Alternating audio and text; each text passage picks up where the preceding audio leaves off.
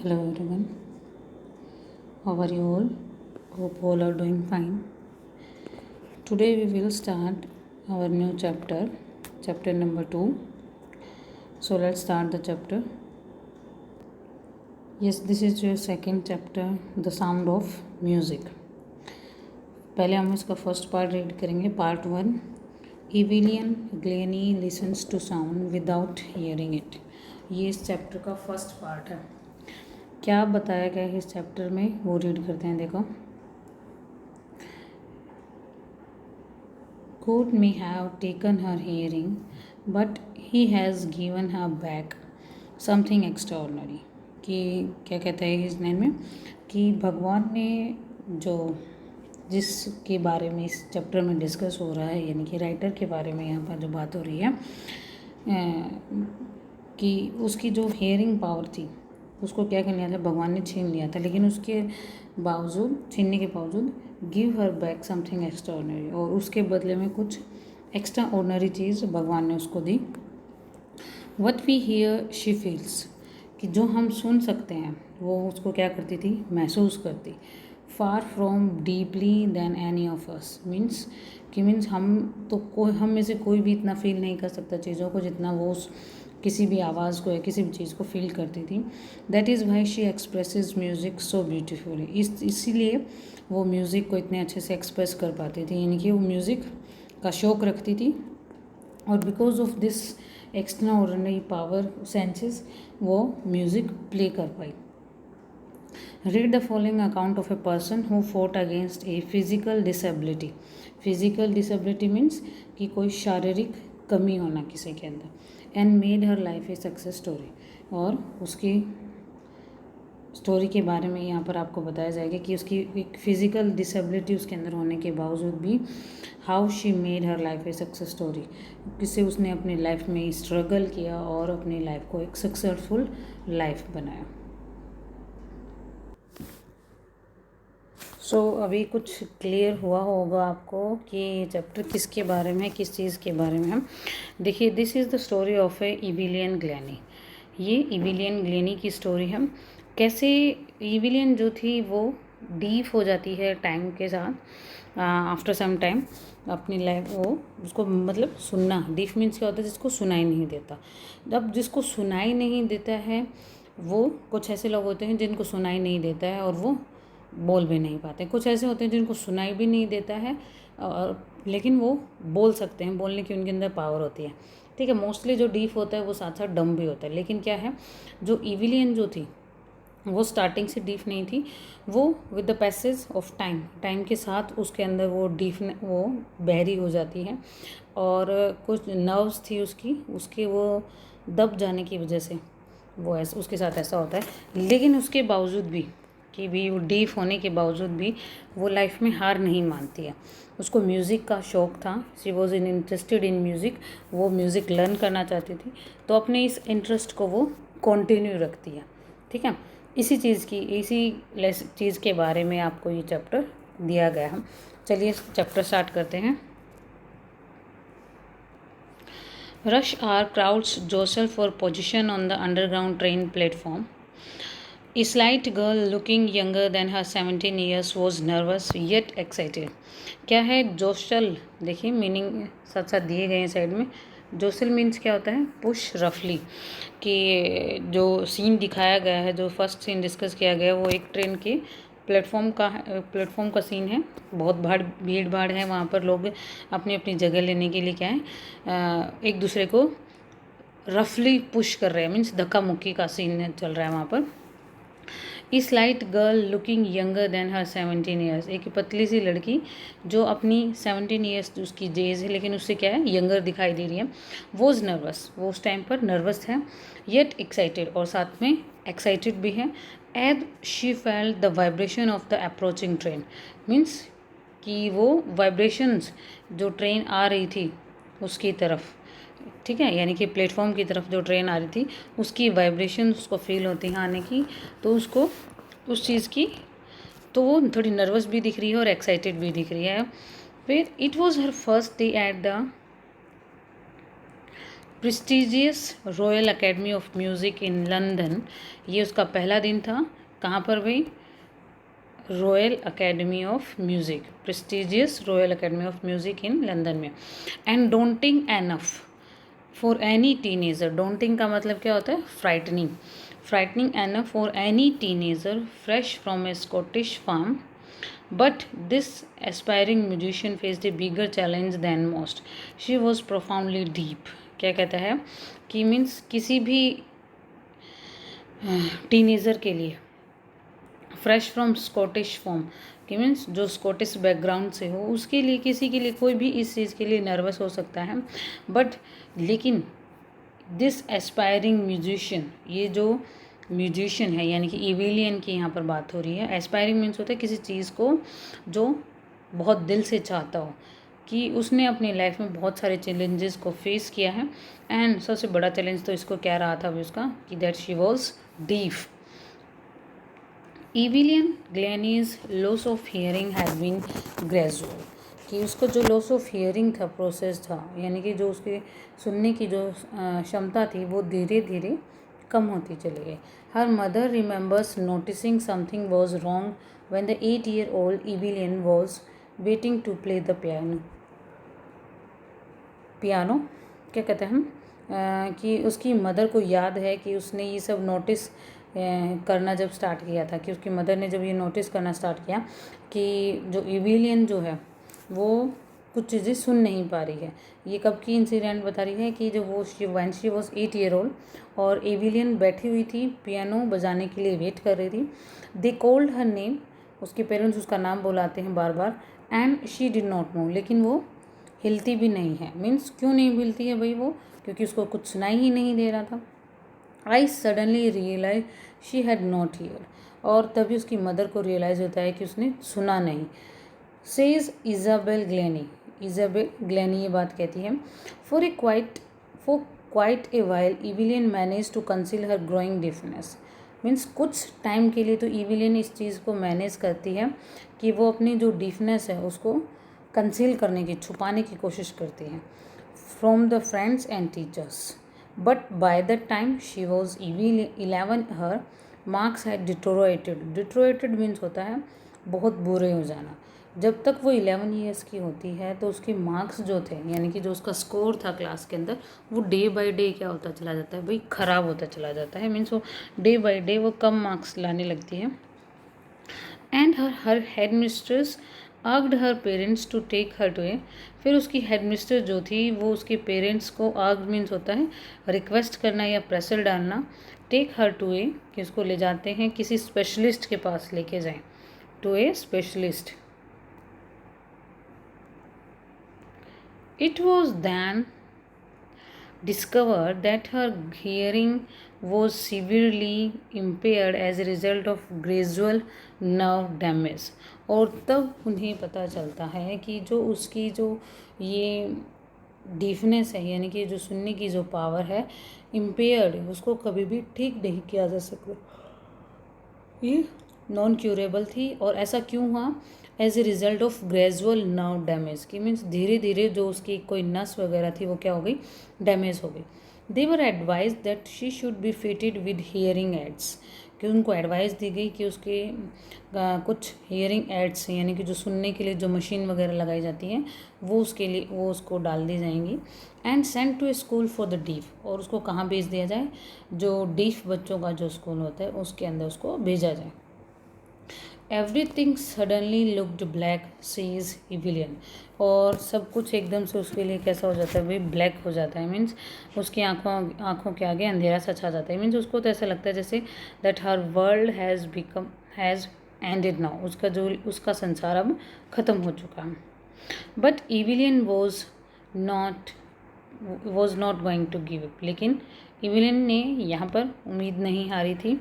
She was determined to lead in normal life, उसने determine किया था, मीन्स उसने दृढ़ निश्चय कर रखा था, सोच रखा था कि that she will live a normal life and pursue her interest in music, और उसका जो म्यूज़िक में जो इंटरेस्ट था उसको वो परस्यू करेगी, मीन्स उसको वो आगे लेकर चलेगी।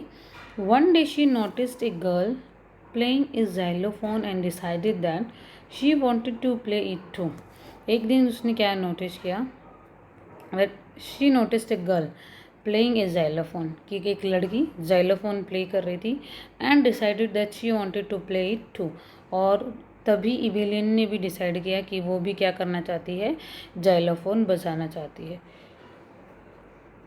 Most of the teachers discouraged her, but बहुत सारे उसके टीचर्स थे जिसने उसको डिस्करेज किया मीन्स क्या बोला कि भाई तुम ऐसा नहीं कर सकती, तुम जाइलोफोन नहीं बजा सकती, इस तरीके से उसको डिस्करेज किया था, ठीक है। But percussionist Ron Forbes spotted her potential, लेकिन उसका एक टीचर था दैट वाज रॉन फोब्स, उसने स्पॉटेड हर पोटेंशियल, उसने उसके अंदर जो पोटेंशियल थी, पोटेंशियल मीन्स होता है कैपेसिटी, यानी कि क्षमता जो थी उसको पहचान लिया था। He began by tuning two large drums to different notes. उसने क्या किया, उसको मोटिवेट करने के लिए क्या किया, उसने दो बड़े बड़े लार्ज ड्रम्स लेकर वो ट्यूनिंग मीन्स होता है ट्यून देना, उनको बजाना स्टार्ट किया अलग अलग नोट्स पर। नोट्स होते हैं म्यूज़िक के अंदर, यानी कि जैसे म्यूज़िक जो की जो साउंड होती है, ठीक है, वॉल्यूम एक तरीके से आप कह सकते हो। Don't listen through your ears, he would say, उसने क्या कहा कि डोंट लिसन थ्रू ईयर्स, तुम्हारे कानों से सुनने की ज़रूरत नहीं है। Try to sense it some other way, किसी दूसरे तरीके से इस चीज़ को महसूस करो। Says Evelyn, suddenly I realize I could feel the higher drum from the waist up. फिर एविलियन क्या कहती है कि सडनली अचानक से उसने क्या फील किया कि जो हायर ड्रम, यानी कि जिस ड्रम की ज़्यादा आवाज़ थी, फ्रॉम द वेस्ट अप, ठीक है, and the lower one from the waist down, यानी कि उसको एक ड्रम की आवाज़ तो अपनी वेस्ट से ऊपर सुनाई दे रही थी, और एक वेस्ट जिसकी आवाज़ कम थी उसको वो वेस्ट से नीचे सुनाई दे रही थी, फील कर रही थी वो, मतलब। फोब्स रिपीटेड द एक्सरसाइज, और उसका जो टीचर था फोब्स, वो इस एक्सरसाइज को बार बार रिपीट करता है। And soon Evelyn discovered that she could sense certain notes in different parts of her body. और इविलियन जल्द ही ये चीज़ डिस्कवर कर लेती है, पहचान लेती है कि she can sense certain notes, कि मीन्स वो आवाज़ को अलग अलग जगह पर, यानी कि अपनी बॉडी के अलग अलग जगह पर उस चीज़ को वो फील कर सकती थी, आवाज़ को। I had learn to open my mind and body to sounds and vibrations. उसने क्या सीख लिया था बड़ी जल्दी ही, बॉडी अपनी जो साउंड्स और जो वाइब्रेशंस थी उसके ऊपर अपने दिमाग को, अपनी बॉडी को खोलना सीख लिया था, मीन्स रिएक्ट करना सीख लिया था। द रेस्ट वो share determination and hard work, और जो बाकी जो बच गया था वो सिर्फ क्या था, उसकी डिटर्मिनेशन और उसका हार्ड वर्क था, जिसके द्वारा वो आगे जाकर बहुत सारी चीज़ों को सीखने वाली थी, ठीक है। आगे देखते हैं, sorry.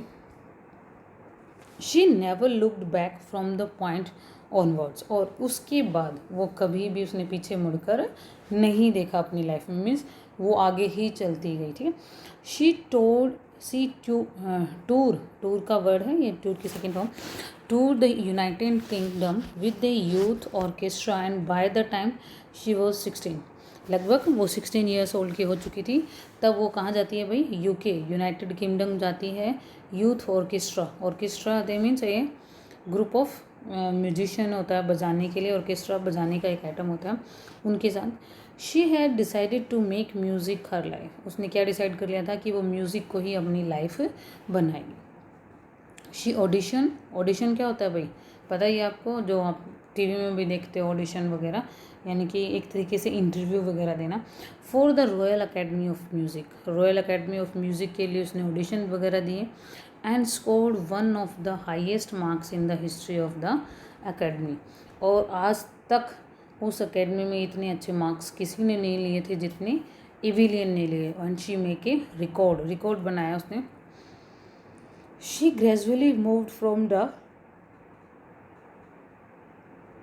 From orchestral work to solo performances, कि धीरे धीरे उसने क्या मूव कर दिया, ऑर्केस्ट्रल वर्क, यानी कि जो ग्रुप में वो अभी तक म्यूज़िक दे रही थी, म्यूज़िक बजा रही थी, वो धीरे धीरे क्या करने लगी, सोलो परफॉर्मेंस देने लगी। सोलो मीन्स सिंगल, खुद की अकेले की परफॉर्मेंस देने लगी थी वो।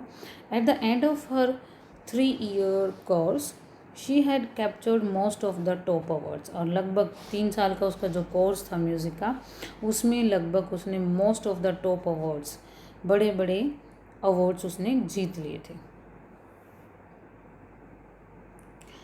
And for all this, Evelyn won't accept any hint of heroic achievement. और इन सब चीज़ों के बावजूद भी एविलियन इसको कोई हीरोइक अचीवमेंट की तरह एक्सेप्ट नहीं करती है कि मीन्स उसने कोई बहुत बड़ा काम किया है। If you work hard and know you are going, you will get there.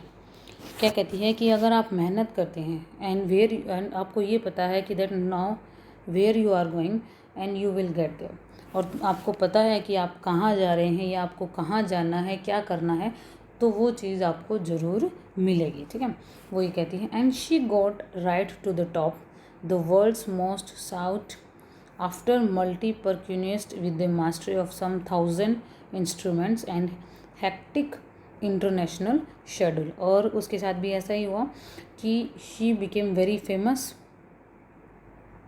बहुत ज़्यादा वो फेमस हो जाती है, और उसको काफ़ी जो चीज़ों में थाउजेंड्स ऑफ इंस्ट्रूमेंट्स, बहुत सारे इंस्ट्रूमेंट्स को बजाने में वो मास्टरी हासिल कर लेती है, यानी कि माहिर हो जाती हैं। और उसके अलावा हेक्टिक इंटरनेशनल शेड्यूल मीन्स अलग अलग जगह पर वो इंटरनेशनली शो वगैरह करने लगी थी, अपने परफॉर्मेंस देने लगी थी। It is intriguing to watch Evelyn function so effortlessly without hearing. क्या कहता है, इंट्रीग्यूइंग मीन्स क्या होता है, फैसिनेटिंग। इंट्रीग्यूइंग मीन्स फैसिनेटिंग, कि उसके जो फंक्शंस थे, एविलियन के फंक्शंस को देखना काफ़ी फैसिनेटिंग, क्यूरियस चीज़ होती थी। In our 2 hour discussion she never missed a word. Means जो रिपोर्टर है, यानी कि जो राइटर जो है उससे बात कर रहा था, वो कहती है कि हमने लगभग 2 घंटे बात करी, और उन 2 घंटे के डिस्कशन में उसने एक भी वर्ड मिस नहीं किया जो मैंने बोला है, और उसने फील ना करो, ऐसा कभी ऐसा नहीं हुआ। Man with bushy beard give me trouble, she laughed. क्या कहती है कि मैन विद बुशी बियर्ड्स, कि जिस आदमी की बियर्ड्स होते हैं बड़े बड़ी, वो मुझे ट्रबल मीन्स उसको अच्छे नहीं लगते, शी लाफ्ड, वो हंसती है। It is not just watching the lips, it's the whole face, especially the eyes. She speaks flawlessly with the Scottish lilt. Scottish lilt means क्या होता है, a way of speaking, और flawlessly means without a fault or mistake. क्या कहते हैं, क्या कहती है आगे, कि वो सिर्फ लिप्स को ही नहीं ध्यान से देखती थी, बल्कि क्या करती थी, कंप्लीट फेस को बहुत ध्यान से देखती थी, स्पेशली आइज़ को। एंड शी स्पीक्स फ्लोलेसली मीन्स बहुत अच्छे तरीके से, सुंदर तरीके से वो बोलती थी। कौन सी, स्कॉटिश लिल्ट मीन्स जो उसका जो वे ऑफ स्पीकिंग, जो लैंग्वेज था, वो स्कॉटिश उसकी लैंग्वेज आती थी। My speech is clear because I could hear till I was 11। क्या कहती है कि उसकी जो स्पीच जो है वो क्लियर है, मीन्स क्यों क्लियर है, यानी कि वो बोल क्लियरली सकती है, क्योंकि वो जब तक 11 ईयर्स की थी तब तक वो सुन सकती थी, उसके बाद वो डीफ हुई है। She says but that doesn't explain how she manage to learn French and master basic Japanese. क्या कहती है कि बट दैट डजेंट एक्सप्लेन, लेकिन इस चीज़ से वो उसने क्या किया था, साथ साथ डीफ होने के बाद भी उसने फ्रेंच और जापानीज़ की बेसिक्स भी कुछ लैंग्वेज सीख ली थी। तो कहती है कि ये चीज़ें इससे क्लियर नहीं होती कि उसने ये सब कैसे सीखा। ठीक है, आई थिंक आपको चैप्टर क्लियर हो रहा होगा। As for music she explains it pours in through every part of my body. क्या कहती है कि जहाँ तक म्यूज़िक की बात है, वो क्या कहती है, it pours in through my every part of my body, कि मेरे हर पोर मीन्स होता है छेद, मेरी बॉडी की हर छेद में से उसे ऐसा लगता है कि जैसे म्यूज़िक टपक रहा हो, म्यूज़िक अंदर उसकी बॉडी के अंदर फील करती है वो अपने हर एक बॉडी पार्ट से।